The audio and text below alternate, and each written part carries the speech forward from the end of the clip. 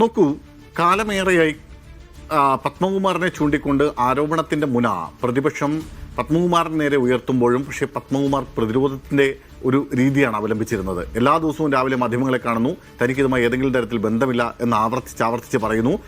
അതിൻ്റെ കുറ്റം മുഴുവൻ ഉദ്യോഗസ്ഥരുടെ തലയിലേക്ക് കെട്ടിവെക്കുന്നു. ഏതെങ്കിലും തരത്തിൽ താൻ ഇതുമായി ബന്ധപ്പെട്ട് ഏതെങ്കിലും ഇടപാടുകൾക്ക് നിന്നിട്ടില്ല എന്ന് ഉറപ്പിച്ച് പറയുന്നു.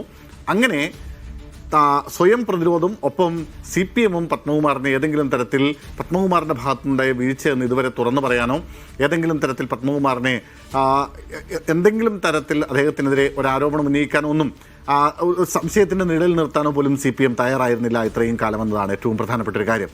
കാരണം ഞാൻ നേരത്തെ പറഞ്ഞതുപോലെ പത്മകുമാറിലേക്ക് അന്വേഷണം വന്നാൽ, പത്മകുമാറിനെ അറസ്റ്റിലേക്ക് പോയാൽ അത് CPM-നെ വലിയ തോതിൽ പ്രതിരോധത്തിലാക്കും, പ്രതിസന്ധിയിലാക്കും എന്ന കാര്യം പാർട്ടിക്ക് വളരെ കൃത്യമായി ധാരണയുണ്ട്. പക്ഷേ അങ്ങനെയൊക്കെ ആകുമ്പോഴും ഈ അന്വേഷണം ആരിലേക്കാണോ പത്മകുമാർ പഴി ചാരാൻ ശ്രമിച്ചത്, അവരുടെ തന്നെ മൊഴിയാണ് പത്മകുമാറിന് വലിയ തിരിച്ചടിയായി മാറിയത്.